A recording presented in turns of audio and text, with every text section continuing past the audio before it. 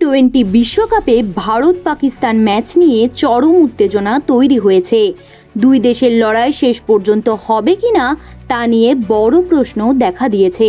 পাকিস্তান সরকারের একটি ঘোষণায় ক্রিকেট বিশ্ব এখন তোলপাড়।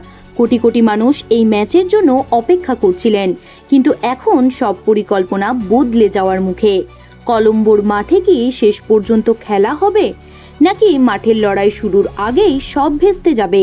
পাকিস্তান সরকার পরিষ্কার জানিয়ে দিয়েছে যে তারা টি-20 বিশ্বকাপে অংশ নেবে, কিন্তু 15ই ফেব্রুয়ারি ভারতের বিরুদ্ধে কোনো ম্যাচ তারা খেলবে না। পাকিস্তান ক্রিকেট বোর্ড বা পিসিবি এখনও আইসিসিকে কাগজে কলমে কিছুই জানায়নি। তবে প্রাক্তন পাক অধিনায়ক রশিদ লতিফ হুঁশিয়ারি দিয়েছেন যে তারা আইসিসি নির্বাসনের ভয় পান না। পাক সরকারের এই কঠোর অবস্থান টুর্নামেন্টের সূচিকে বড় সড় সংকটের মুখে ফেলে দিয়েছে। এই বিতর্কের মূলে রয়েছে বাংলাদেশ প্রসঙ্গ। কিছুদিন আগেই বাংলাদেশ ক্রিকেট বোর্ড তাদের ম্যাচগুলো শ্রীলঙ্কায় খেলার আবেদন করেছিল, কিন্তু আইসিসি সেই দাবি মানেননি। এর প্রতিবাদে বাংলাদেশ টুর্নামেন্ট থেকে সরে দাঁড়ানোর বা বয়কট করার ঘোষণা দেয়। পাকিস্তান এখন বাংলাদেশের সেই সিদ্ধান্তের পাশেই দাঁড়িয়েছে। তারা স্পষ্ট জানিয়েছে, বাংলাদেশের প্রতি এই আচরণের প্রতিবাদেই তারা ভারতের বিরুদ্ধে হাই ভোল্টেজ ম্যাচটি বয়কট করার পথ বেছে নিয়েছে।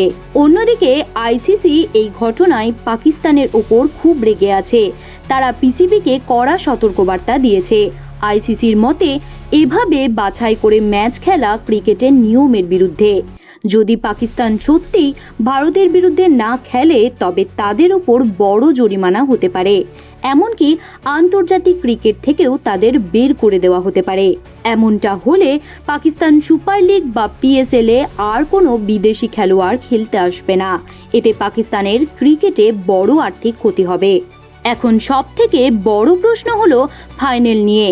যদি ভারত এবং পাকিস্তান দুই দলই ফাইনালে ওঠে, তখন পাকিস্তান কি করবে? ইংল্যান্ডের প্রাক্তন অধিনায়ক কেভিন পিটারসেন সোশ্যাল মিডিয়ায় একটি চ্যালেঞ্জ ছুড়ে দিয়েছেন।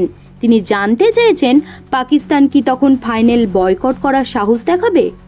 যদি তেমনই পরিস্থিতি তৈরি হয়, তবে ব্রডকাস্টার বা সম্প্রচারকারী সংস্থাগুলোও অনেক টাকা লোকসান করবে।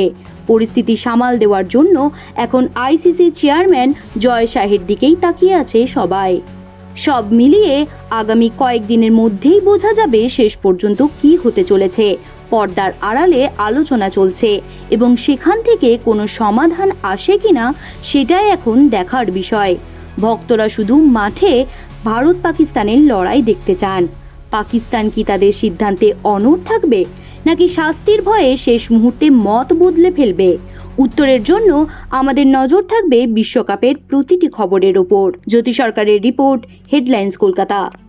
আনন্দ আর ভালোবাসার দীপ্তিতে গড়া সমুজ্জ্বল পরমা, ঠিক তোমারই মতো।